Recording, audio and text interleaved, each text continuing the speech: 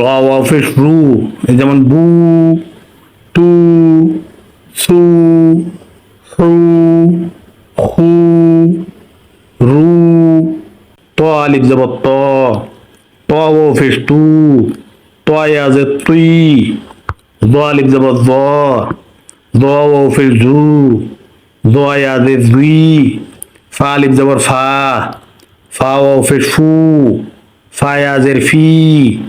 হা আলিফ জবর হা, হা ওয়াও পেশ হু, হা ইয়াজের হি। ইয়া ওয়াও পেশ ইউ, ইয়া ইয়াজের ই। হামজা আলিফ জবর আ, হামজা ওয়াও পেশ উ, হামজা ইয়াজের ই। জিম আলিফ জবর জা, জিম ওয়াও পেশ জু, জিম ইয়াজের জি। দাল আলিফ জবর দা, দাল ওয়াও পেশ দু, দাল ইয়াজের দি। জাল আলিফ জবর জা, জাল ওয়াও পেশ জু, জাল ইয়াজের দি। আসসালামু আলাইকুম ওয়া রাহমাতুল্লাহি ওয়া বারাকাতুহু। Welcome to learn Quran and ফিকহ। সম্মানিত দর্শক, আজকে আমরা অনুশীলন করব কোরআনী কায়দা শিক্ষা অনুচ্ছেদ 11 হরকত ও মাদের হরফের ব্যবহার সম্পর্কে আমরা আজকে শিখব। হরকত ও মাদের হরফ কিভাবে উচ্চারণ করতে হয়, হরকত কি, মাদের হরফ কি, এই সম্পর্কে আমরা আজকে শিখব। সম্মানিত দর্শক, যারা পবিত্র কোরআন কারীম নিজে নিজে তেলাওয়াত করতে পারেন না, তারা আমাদের নুরানী কায়দা শিক্ষা শিখতে পারেন।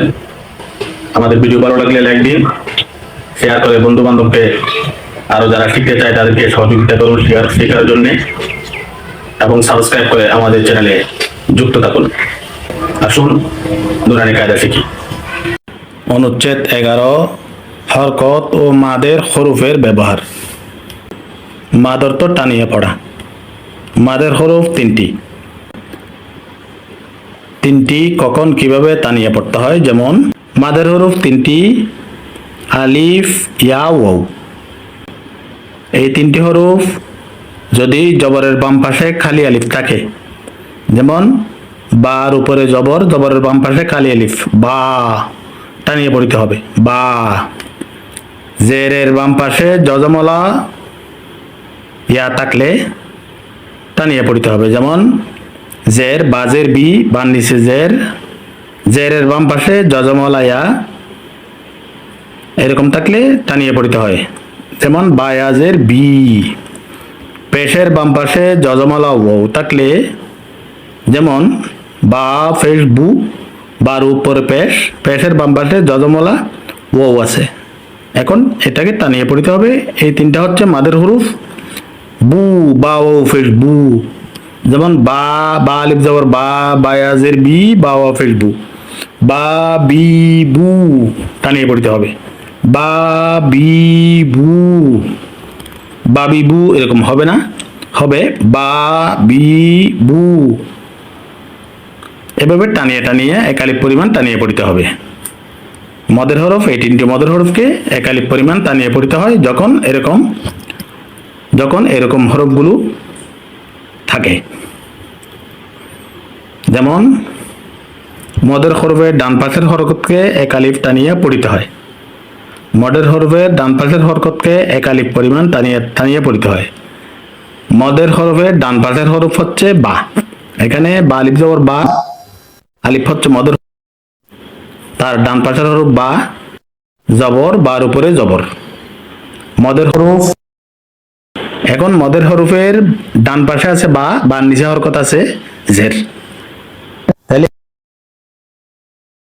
যেমন বায়াজের, যেমন বা আলিফ বা, মদের হরফ আলিফ, আলিফের ডান পাশে হরকত আছে, হরকতটা হচ্ছে জবর আর হরফটা হচ্ছে বা।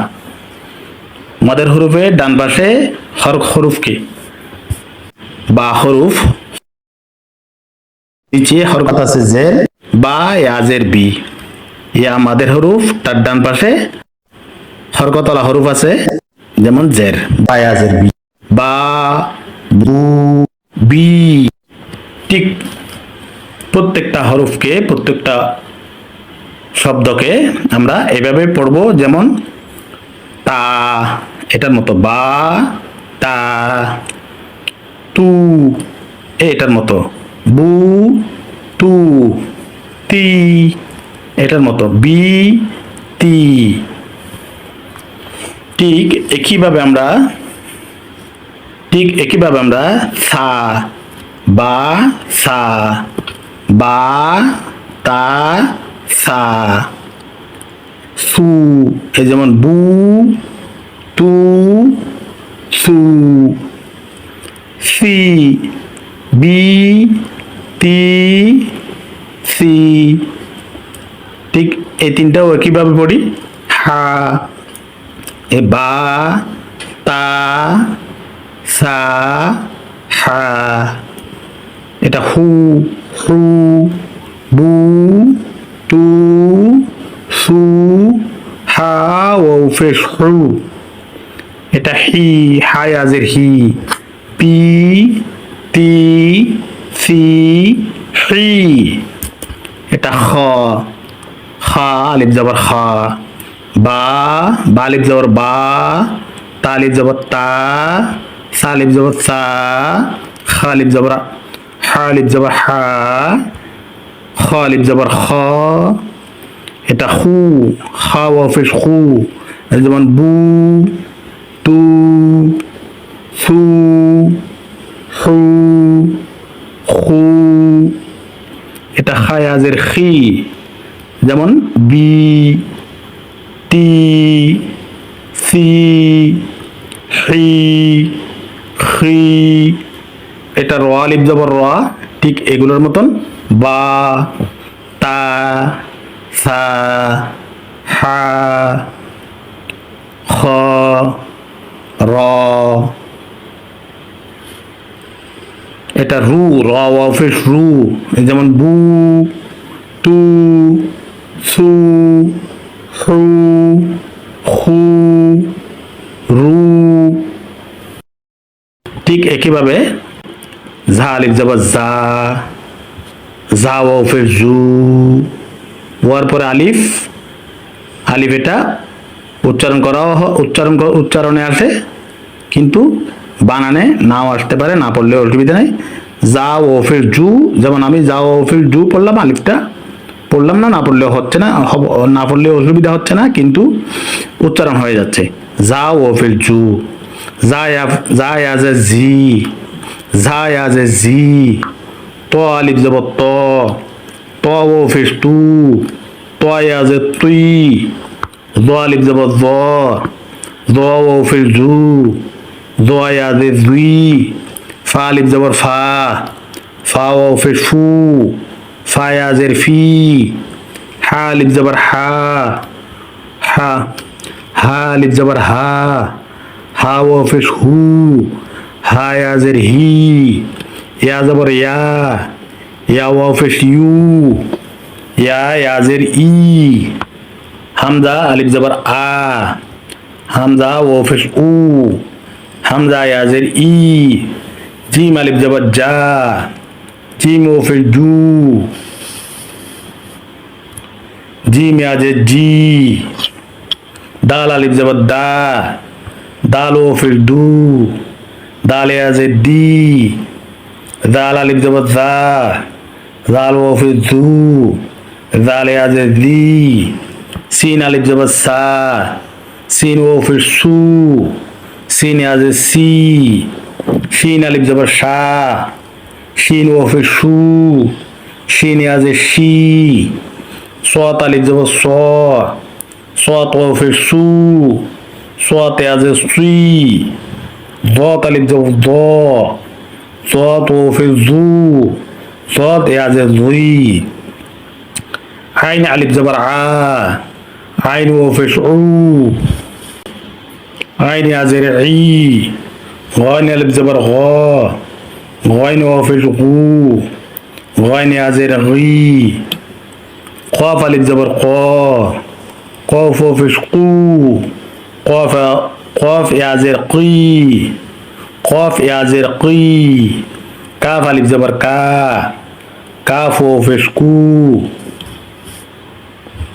কাফ ইয়াজের কি, লাম আলিফ জবর লা, লাম ও পেশ লু, লাম ইয়াজের লি, মিম আলিফ জবর মা, মিম ও পেশ মু, মিম ইয়াজের মি, নুন আলিফ জবর না, নুন আলিফ, আলিফ হচ্ছে মাদের হরুফ, মাদের হরুফের ডান পাশে হরকত আছে, নুনের উপর হরকত জবর, মাদের হরুফের ডান পাশে হরকত থাকলে ওই হরুফকে টানিয়ে পড়িতে হয়।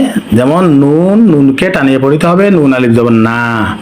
আমি ভিডিওর শেষে আপনাদেরকে আবার বোঝানোর জন্য আবার রিপিট করছি।